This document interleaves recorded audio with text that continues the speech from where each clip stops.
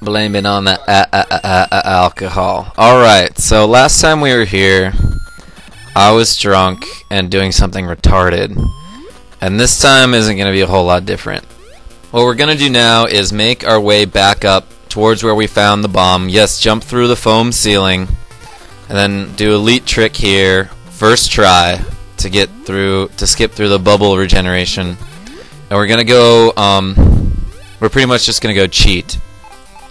So not only does the ice beam freeze enemies, but it also cancels the effects of gravity on whatever target you hit, so that flying enemies will be suspended in space, and you can use them as platforms to your advantage or disadvantage if you're really bad at shooting.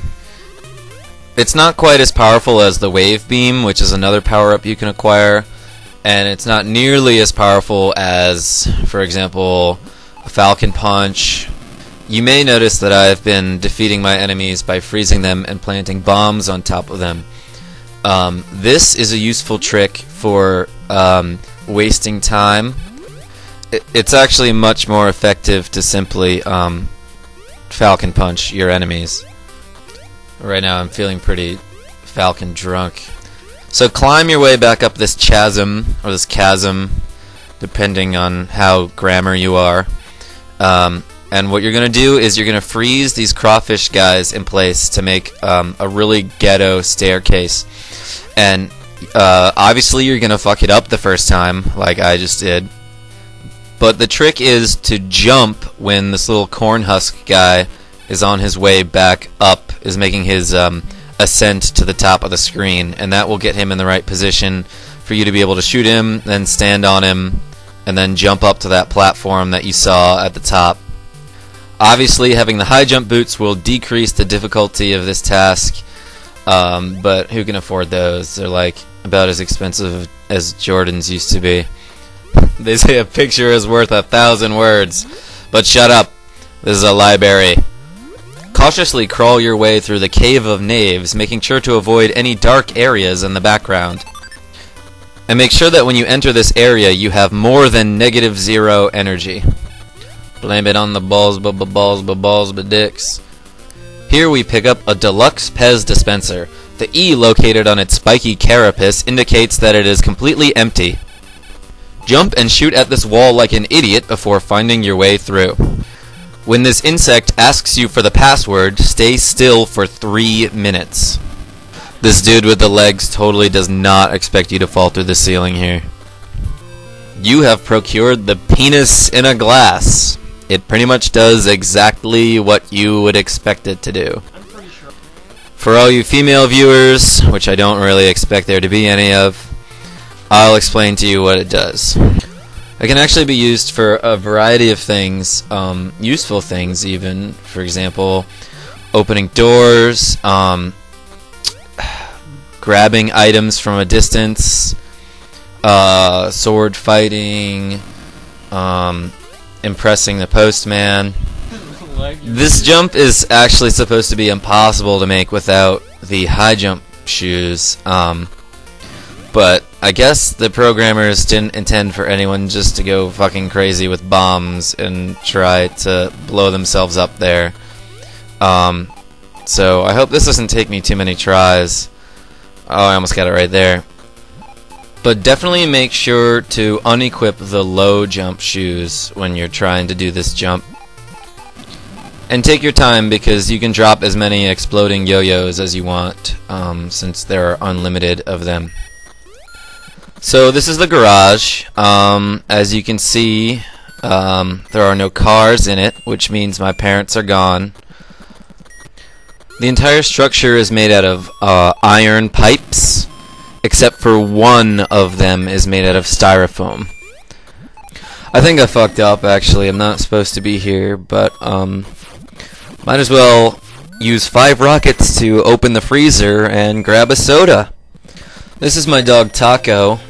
He holds his ball out in front of him when he wants to play. So actually what we just got there is the Varia Suit, which makes you turn white or something. It changes your race to an albino, and everyone knows that albinos have a racial bonus of 50% damage reduction. I promise I'll say something funny soon. So jump back down into the pit of brevity and bomb the center line of bricks to make your escape. Be sure to avoid any of the temple guards because, as you know, if they catch you, it will cost you 1 full pendant of life. And a pendant of life is basically a gold coin with a picture of LL Cool J on it. The resemblance is uncanny. Random bit of advice. When defusing a bomb, never ever cut the blue wire. Right now you may be asking, why are we even talking about this? But the reason is because I put a bomb in your mailbox. Anyway, our next task is to guess which way to go. My initial gut reaction was to go up, so I have decided that we probably shouldn't. This little area is known as the Skyway of Fridays.